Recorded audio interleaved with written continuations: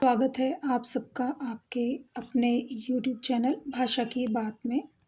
आज का वर्ण विषय है, आज हम कविता ले रहे हैं आत्मत्राण। रविंद्रनाथ ठाकुर के द्वारा जो रचित है और इसका बांग्ला से हिंदी में अनुवाद किया है हजारी प्रसाद द्विवेदी ने, जो कि हिंदी भाषा के एक सशक्त हस्ताक्षर भी हैं। जैसा कि आपको स्क्रीन पे दिखाई दे रहा है कि कवि रविंद्रनाथ टैगोर किस तरह से अपने प्रभु, अपने परमात्मा से प्रार्थना करते हैं कि हे करुणामय, आप उन्हें या हमें विपदाओं से बचाओ मत, लेकिन हमें विपदाओं से लड़ने की शक्ति अवश्य दो। मैं ये नहीं कहता कि आप मेरी सारी प्रॉब्लम, सारी परेशानियां खत्म कर दो, बस सिर्फ और सिर्फ ये चाहता हूँ कि आप उनसे लड़ने की मुझे सामर्थ्य दो, शक्ति दो। आपको जैसा स्क्रीन पे दिखाई दे रहा है, इसके प्रश्न भी दिए हुए हैं, इनके विषय में भी थोड़ा बहुत चर्चा करेंगे। आइए पढ़ते हैं अपनी कविता की ओर। कवि क्या कहता है, प्रार्थना क्या कर रहा है?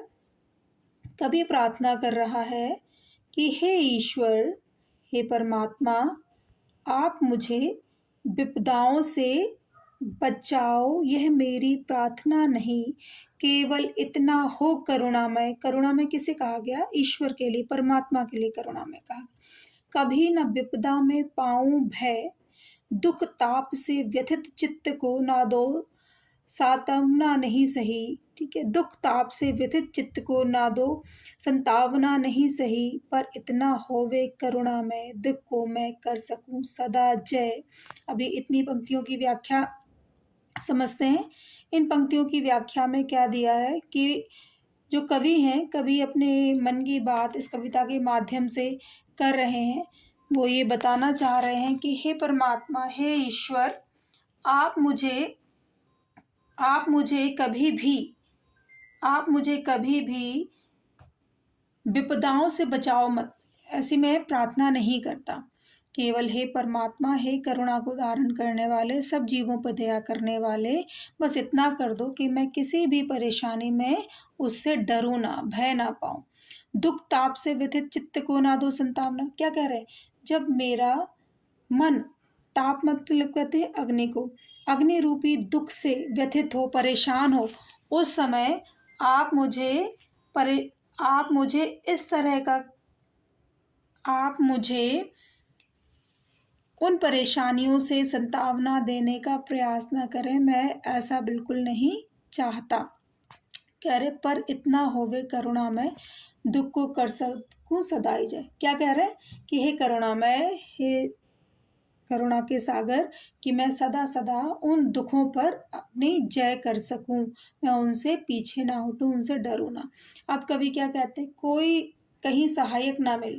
कह रहे मुझे अगर सहायक नहीं मिलता है, मेरी हेल्प करने वाला नहीं मिलता, तो मेरे अंदर जो बल है, जो पौरुष है, जो पॉजिटिविटी है, वो खत्म ना हो, वो हिले ना। कह रहे हानि उठानी पड़े जगत में अगर वंचना रही, तो भी मन में ना मानूं क्षय। क्षय का मतलब होता है कम हो जाना, कमी हो जाना। कह रहे संसार में जब हम आते हैं तो हमें लाभ और हानि होती ही रहती है। तो कह रहे हैं कि उस समय मैं अपने मन में विचार ना करूं, मन में बार बार व्यथित ना हो कि मुझे ये लाभ हो गया या ये हानि हो गई। मैं अपने मन में कभी भी दुख का अनुभव ना करूं। आगे बढ़ते हैं। मेरा त्राण करो अनुदित तुम, यह मेरी प्रार्थना नहीं। मेरा त्राण, त्राण मतलब क्या है? आत्मा। कह रहे परमात्मा, तुम, मेरी ये प्रार्थना बिल्कुल भी नहीं है कि तुम मेरी आत्मा को संतुष्टि प्रदान करो, तुम मुझे सब कुछ प्रदान कर दो, बस इतना होवे करुणामय। इन पंक्तियों का आशय क्या है? बस इतना होवे करुणामय। इन पंक्तियों का वो कवि क्या कहते हैं कि हे ईश्वर, बस इतना हो कि मैं तरने की शक्ति हो अनामय, मतलब मेरे अंदर असीम शक्ति हो बुराइयों से जीतने की, कठिनाइयों से जीतने की। मेरा भार लघु करके ना दो संतावना नहीं सही। कवि क्या कहते हैं कि मेरा भार लघु, लघु मतलब होता है छोटा। कह रहे मेरी जो परेशानियां हैं उनको तुम छोटा कर दो, मैं बिल्कुल ये नहीं चाहता। मुझे आप उन प्रॉब्लम से निकाल दो, परेशानियों से निकाल दो, मैं बिल्कुल नहीं चाहता। पर केवल इतना रखना अनुनय बहन कर सकूं इसको निर्भय। मतलब क्या है कि मेरा बस आपसे यही प्रार्थना है, यही अनुनय है, यही विनय है कि मैं उन परेशानियों को बिना डरे हुए निर्भय, निर्भय का मतलब क्या है, बिना डरे हुए मैं उन परेशानियों को अपने आप से दूर भगा सकूं। नद सिर हो सुख के दिन में तब मुख पहचानो छिन छिन में। कह रहे कि उस समय सुख के दिनों में तो सब आपके अपने दिखाई देते हैं, लेकिन हे प्रभु, मैं तो चाहता हूँ कि मेरे ऊपर दुख के पहाड़ टूट पड़े और मैं उस समय अपने लोगों को पहचान सकूं कि कौन मेरा है और कौन पराया है। तभी कह रहे हैं ना, छिन छिन में, मतलब पल पल में मैं ऐसे लोगों की पहचान कर सकूं। दुख रात्रि में करे वंचना मेरी, जिस दिन निखिल मही उस दिन ऐसा हो करुणा मैं तुम पर करूं नहीं कुछ संशय। कह रहे दुख, क्योंकि देखो बच्चों, ये तो जीवन की सच्चाई है, हम आसपास अपने देखते भी हैं। जब दुख के पहाड़ किसी व्यक्ति पर, किसी इंसान पर टूट पड़ते हैं तो वो परमात्मा पे भी संदेह करता है कि तुम कहीं नहीं हो। लेकिन कभी रविवार गुरु टैगोर जी क्या कहते हैं, रविन्द्रनाथ टैगोर जी, कि वो कहते हैं कि हे ईश्वर, मैं तुम्हारे ऊपर कोई संदेह ना करूं कि तुम नहीं हो, तुम मुझे नहीं देख रहे हो। मतलब पूरी कविता का तात्पर्य सिर्फ और सिर्फ यह है कि कवि हम सबको और स्वयं को ईश्वर के प्रति डिवोटी, ईश्वर के प्रति विश्वास से भरा हुआ रहने के लिए प्रेरित कर रहा है। कह रहे इस संसार में हम आए हैं तो हम अपने कर्म के अनुसार फल को प्राप्त करते हैं, और कर्म अनुसार जब फल मिलते हैं तो उसके लिए कभी कभी दुख भी भोगने पड़ते हैं। और उस समय कभी क्या कहता है कि हम दुख के समय में ईश्वर के ऊपर संदेह ना करें और कठिन से कठिन परिस्थितियों में भी हम जीत जाएं। ये इस छोटी सी कविता का मूल भाव है या व्याख्या है। आई थिंक आपको समझ में आ गई होगी। एक दो प्रश्न ले लेते हैं यहाँ से। कवि किससे और क्या प्रार्थना कर रहा है? तो जाहिर सी बात है, इसमें स्पष्ट हो रहा है कवि करुणामय ईश्वर से प्रार्थना कर रहा है। और प्रार्थना कर क्या रहा है, वो क्या कह रहा है कि मैं किसी भी प्रकार से भय को प्राप्त ना हो, मैं डरूं नहीं किसी भी परिस्थिति से। ठीक है, विपदाओं से मुझे बचाओ, ये मेरी प्रार्थना नहीं। कवि इस पंक्ति के द्वारा क्या कहना चाहता है, ये स्पष्ट होता है कि कवि क्या कहता है कि मेरी परेशानियों से ही ईश्वर आप मुझे बचाओ नहीं, ये मेरी प्रार्थना है कि आप मुझे मेरी परेशानियों से बिल्कुल दूर मत करो, मैं अपनी परेशानियां स्वयं दूर करूंगा। बस इतना रखना कि आपके ऊपर मैं संदेह ना करूं। इस बात को इस पंक्ति में स्पष्ट किया गया।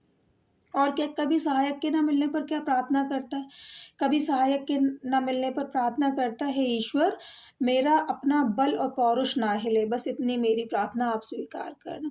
अंत में कभी क्या अनुनय करता है, अंत में कभी यही अनुनय करता है कि हे करुणामय, आपके ऊपर मैं कोई भी संदेह ना करूं कि आप हो कि नहीं हो, ये वाला संदेह ना करूं कि आप मेरी सुनते नहीं। आत्मत्राण शीर्षक की सार्थकता कविता के संदर्भ में स्पष्ट है। आत्मत्राण शीर्षक की सार्थकता क्या है? आत्मत्राण का मतलब क्या है? आत्मा का त्राण या आत्मा का दुख। सार्थकता क्या है? आत्मा में जो प्रेयर कर रही है आत्मा ईश्वर के प्रति, वो क्या कह रही है कि हे ईश्वर, आपके ऊपर संदेह ना करूं। और अपनी इच्छाओं की पूर्ति के लिए आप प्रार्थना के थ्रू क्या क्या प्रयास करते हैं, ये आप स्वयं अपने अनुसार लिखेंगे कि अपनी इच्छाओं की पूर्ति के लिए हम सब तो जर्नली यही प्रार्थना करते हैं ना कि हे ईश्वर, हमारे ऐसे कार्य कर दो, वैसे कार्य कर दो। लेकिन अगर इस कविता को देखते हैं, रविन्द्रनाथ ठाकुर के व्यक्तित्व या उनके विचार को देखते हैं, तो कवि क्या सिखाने का प्रयास कर रहा है कि हमें ईश्वर से सिर्फ और सिर्फ ये मांगना चाहिए कि हम अपने स्वयं के प्रयासों से हर चीज़ में जीत जाएं, किसी और का हम मुंह ना ताकें, मुंह ना देखें। क्या कभी की ये प्रार्थना आपको अन्य प्रार्थना गीतों से अलग लगती है? यदि हाँ तो कैसे?